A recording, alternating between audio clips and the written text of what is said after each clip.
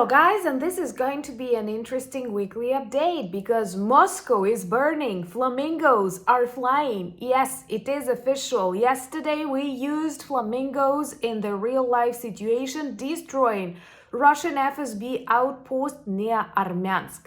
And as I record this video, a huge warehouse is burning in Balashikha, Moscow, just 22 kilometers from the Kremlin.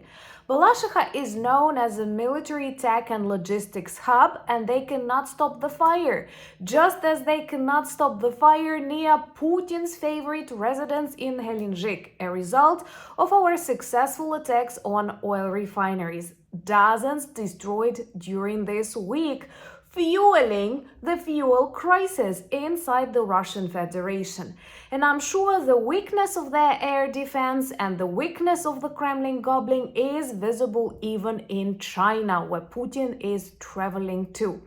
What is interesting, last night Ukrainian HUR destroyed 5 different radars in the Crimea, and knowing how flamingos actually love water, I have some beautiful suspicions. Let's discuss all of that in the video, and remember to subscribe to demonstrate your solidarity with Ukraine and to witness the collapse of the Kremlin together. My name is Anna, I'm from Ukraine, I'm in Ukraine, and I bet I have some really good news for you. So let's start with this official usage of Flamingo missiles.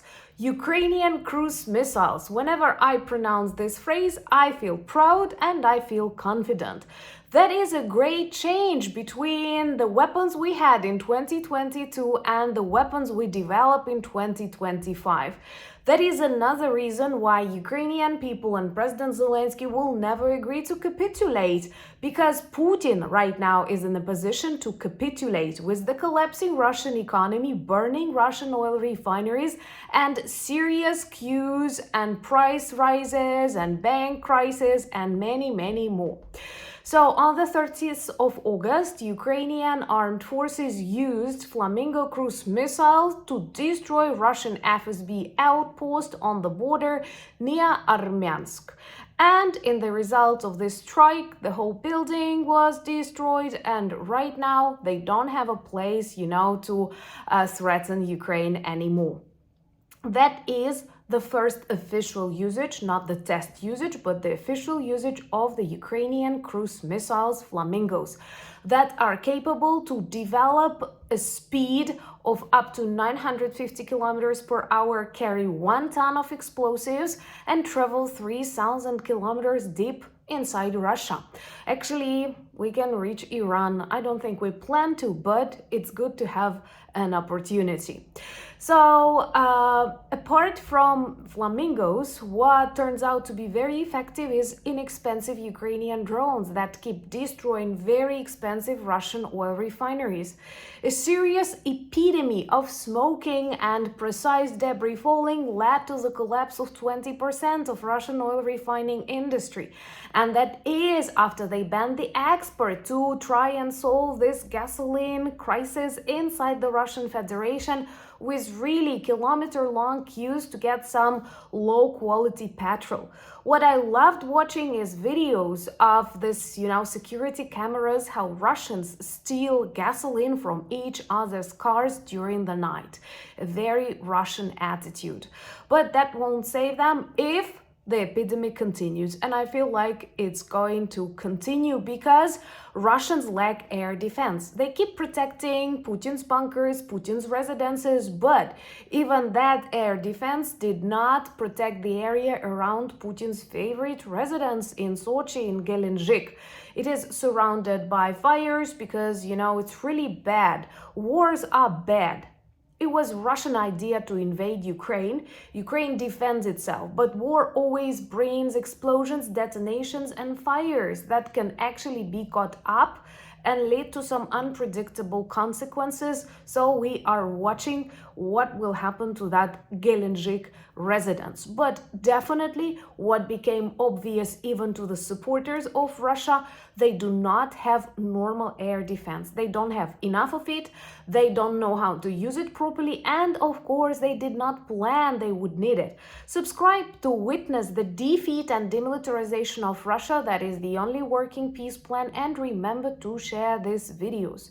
It's super important to understand how Russia keeps failing, especially if you compare the state of Ukraine in 2022 and now, Ukrainian military, Ukrainian weapons, and compare that with the aims of the so-called special military operation, which Putin described before the full-scale war, before the invasion. I have a video on my new channel, Anna Danilchuk, which underlines, these very important failures that many forget to discuss, especially in the White House.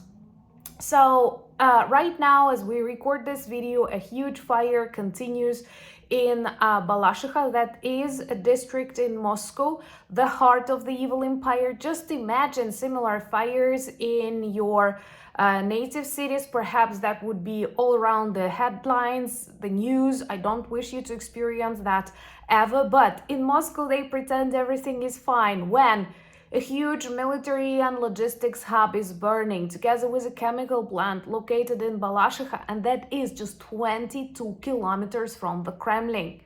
Just think about that. Putin claimed he wanted to defend Russia, that's why he preventively attacked Ukraine. But Russia was totally safe back in 2022. Well, I don't mean safe in this normal understanding, because Putin is a great threat together with his FSB mafia, but there were no drones, there were no explosions, and look what they did to the Russian Federation. They actually brought war not just to the dozens frontline regions bordering with Ukraine, but to Moscow, to St. Petersburg. That is actually the second big fire in Moscow during this week. And we remember how Ukraine celebrated its Day of Independence on the 24th of August with fireworks in St. Petersburg, in Ust-Luga port that has also a huge oil terminal. Never underestimate Ukraine, and better unite around the strong Ukrainian army. There are a lot of things we need to change, to reform, to strengthen, but I'm convinced Europe needs Ukrainian army. And I have a feeling that the United States too. By the way, where is Trump? I don't believe in any theories. I think he's golfing or he's sleeping, but tomorrow is the deadline for his ultimatum to Putin, and we all know he will give 2 more weeks, and he will keep blaming Zelensky and people of Ukraine for defending ourselves too effectively. But trust me, we will continue doing that. Because we are planning something big, taking into account the recent events in Crimea. It's super important to return it to Ukraine. Its annexation was illegal, the referendum was fake, and many countries around the world that do not have nuclear weapons but respect the international law and democracy want Crimea returned back to Ukraine, because otherwise, that would be a very dangerous precedent for the Philippines, for the Taiwan, and you can see that India, China, Iran, and North Korea will be discussing a lot of bad things these days, during this meeting in China. And bad Trump's diplomacy broke the ice between the Indian Prime Minister and Xi Jinping. They did not communicate for years, and now they decided to unite against, and I'm sure you can guess, not just against Ukraine, but against what they describe as the Western civilization.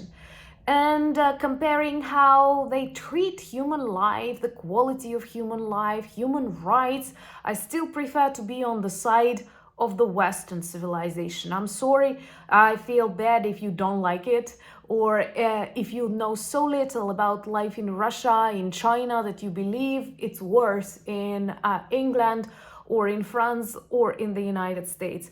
Don't let them trick you. They have labor camps. You don't have an opportunity to criticize everything. You have to live and die during just one dictator, as they do in Russia. That is not a success. Well, actually, we don't see millions of people traveling and moving to Russia. So Ukrainian drones were working really hard in Crimea. These were drones, and they erased 5 different kinds of radars. They are difficult to name with lots of letters and numbers, including one telescope radar. And I'm sure it's a part of a bigger plan. And well, you know, with these long-range cruise missiles, flamingos, and flamingos love water, and we have one illegal, unnatural construction in the Crimea. Can you guess which one? So maybe some flamingos will land there in the coming days. I think that would be a very good argument for the Speaker of the White House to use that Ukrainians are bad because they defend their country and they throw away Russians from our Ukrainian legal borders. But we are doing all that in a very difficult context. Remember to leave your comments, to leave your likes, to share these videos, because the world is still intoxicated with the Russian propaganda. And now some of that Russian BS is spread with the help of JD Vance, or with the help of Trump. So we need to spread the truth, and I'm very grateful whenever you help us fight in this informational field. This is also very important because they keep attacking us, and they do it in a very different way. Ukraine paralyzes Russian war machine, destroying Russian oil refining industry, and they need oil for tanks, for armored vehicles, for bombers. They need oil to fuel the army.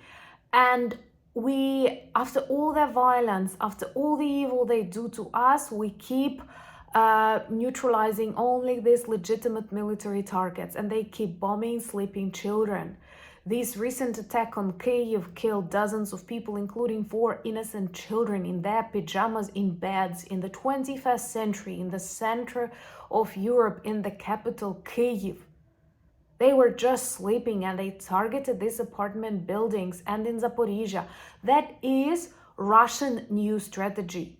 They want to destroy all of Ukraine. They want to make some people escape and to kill the others that identify as Ukrainians. And then with those who stay, who accept the rules and tortures, to keep invading other countries, including NATO countries, because they clearly see this weakness, this chaos, this misunderstanding between so many leaders of NATO. We need to remain united and determined. And they kill Ukrainian patriots. I was very saddened yesterday to learn that in Lviv, that is in the west of Ukraine, the former speaker of the Ukrainian parliament, an extremely good Ukrainian politician, very honest, very active during Maidan Revolution of Dignity, one of the authors of the Ukrainian law on language, the protection of the Ukrainian language, all of that makes him the enemy of the Kremlin, was assassinated. That is the second time a Ukrainian politician is killed. And we all know Putin is to blame. Russia is to blame. They don't want strong Ukrainian leaders to continue building our strong Ukrainian country, because that is the threat to the authoritarian, collapsing, monstrously unnatural Russian Frankenstein that will collapse, because they live in the past and we live in the future together with you. And this future-oriented vision is super important if we want to remain strong, sane, and alive. And that is why a new project is coming on my new channel. This will be something very me, something that I wanted to record long ago. So if you're not yet subscribed to Anna Danilchuk, subscribe. And this week, you may be surprised to see me in a very, very, very professional atmosphere. Let me know in the comments below, do you have any ideas what this could be? Also, check our merch shop. The link is in the description. There are lots of good items that work well as reminders and conversation starters. And we are grateful when you choose to be our ambassadors in literally every corner of the planet. That is such an honor. Also, follow me on Instagram, Blue Sky, Threads, Discord, and Threads, Instagram. Anyway, the links also in the description of this video. Thank you for buying me coffees, becoming my patrons and sponsors of the channel. But most importantly, thank you for standing with Ukraine. Thank you for being friends of mine and friends of my strong and brave country. And trust in Ukrainians. If you need our help, we will be there too. And we're strong. And flamingos are already flying. Slava Ukraini!